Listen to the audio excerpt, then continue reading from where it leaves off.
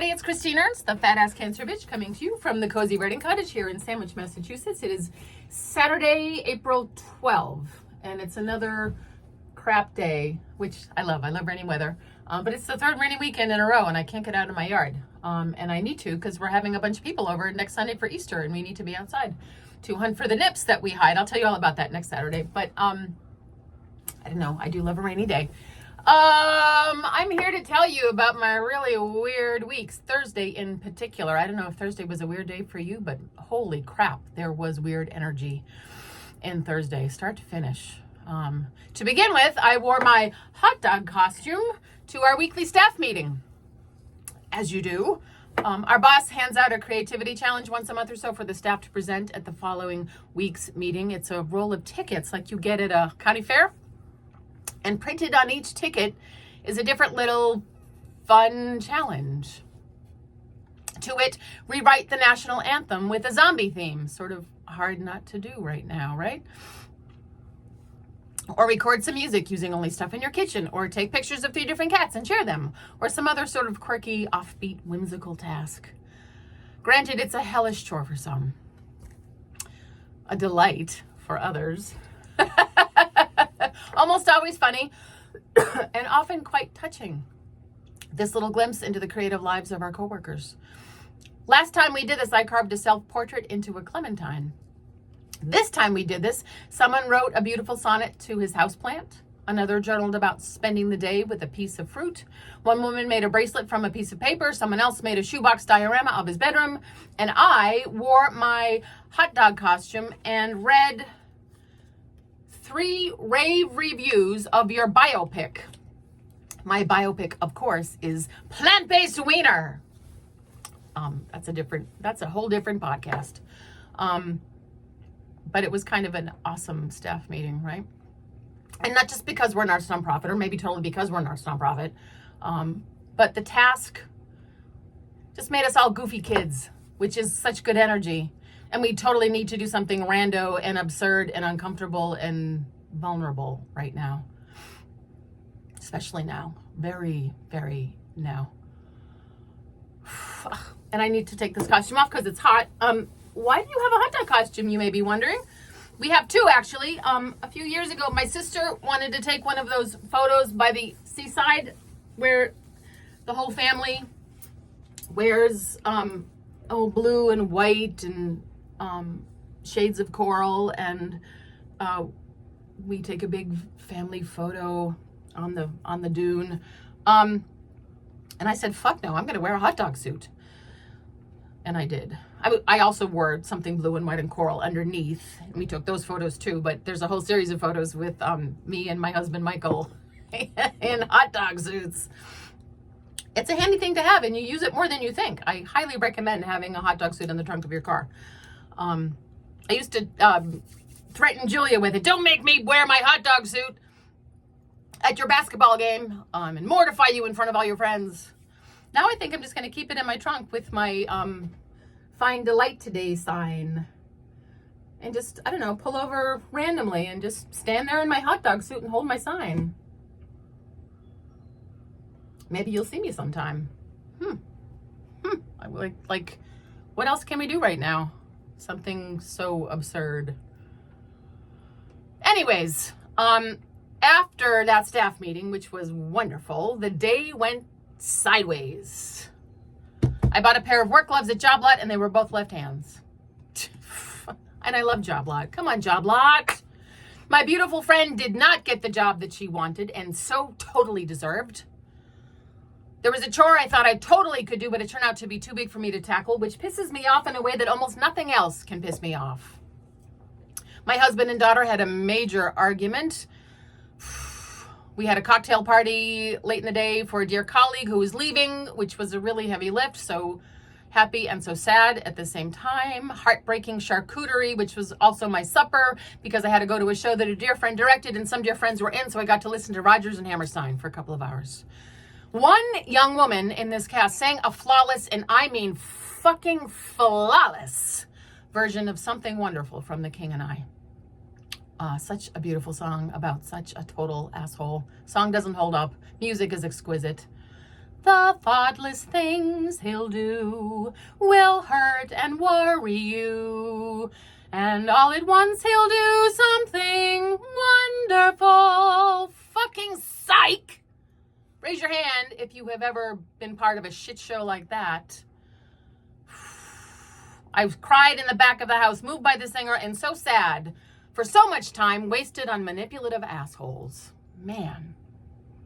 I didn't expect that sideways blow. Part of the sideways Thursday that it was. Something wonderful. Whoa.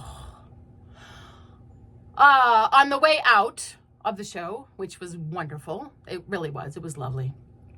And exactly the balm that I needed.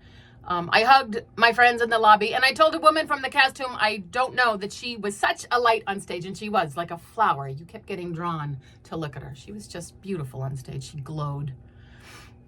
And she and I had one of those brief but powerful conversations.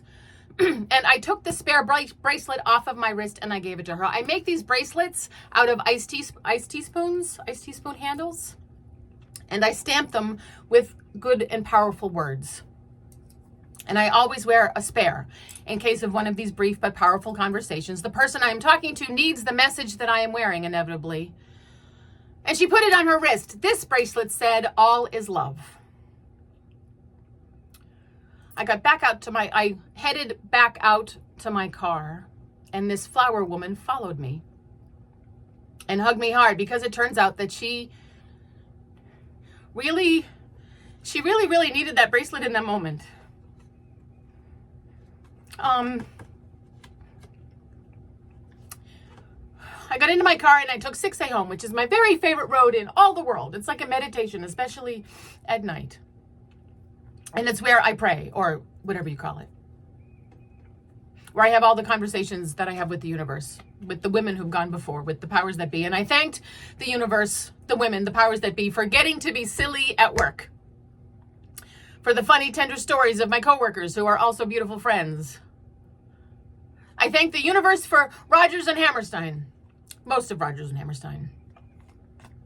I prayed for my daughter and my husband, so alike those two, so obstinate and intractable and proud. I prayed for my friend who did not get that dumb job. For the woman that I gave the bracelet to. I prayed gratitude for being in the right place at the right time. Thank you, universe, for letting me be a messenger, a conduit. Let me be an instrument of peace. That's always the prayer for me. Let me be an instrument of peace. Let me leave no loving thing undone. And because I was so tired and a little giddy and definitely dehydrated, and because I had cheese and crackers and a couple of grapes for supper, I started to cry, like bawl my eyes out. And then right before the train tracks crossed 6A, just before the Great March near the A-frame house on the left, an otter, a fucking otter, a brown river, beautiful otter, crossed the road in front of my car. Her satiny coat glowing in my high beams as she sort of galumped and undulated her beautiful sinuous body on her little flipper feet across Route 6A. I stopped the car and gasped. An otter. Seriously, universe, a fucking otter? What? Now, if you know me, you know that if I were an animal, I would be an otter. It's my favorite animal, that and the octopus. Otters are happy, smart, playful, fierce beasts. I still can't believe it. An otter. An otter. Thank you, otter. Thank you, universe. I cried the rest of the way home, of course. Now, that really was something wonderful. And if you didn't know it before, my friends, all is love.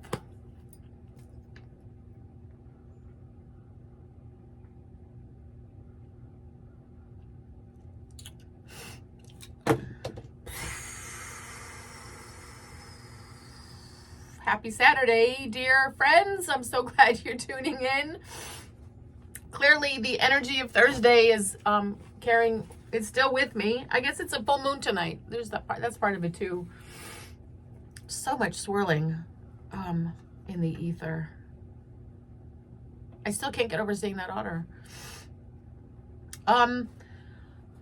Take good care of yourselves this weekend. Another rainy day is a good excuse for staying inside and taking good care of yourself. Drink some tea.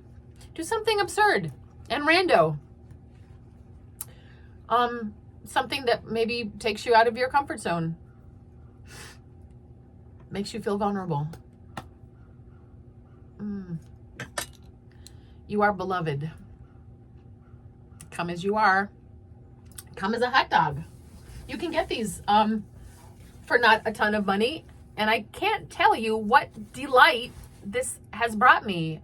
A small investment, and I've used it so many times. Like when you have a hot dog costume, you kind of find excuses to wear a hot dog costume. Maybe you get a different costume. Maybe you want to be a broccoli or a can of Spam or an otter. Oh, maybe I think I need an otter costume. Ooh, I'm gonna go find one.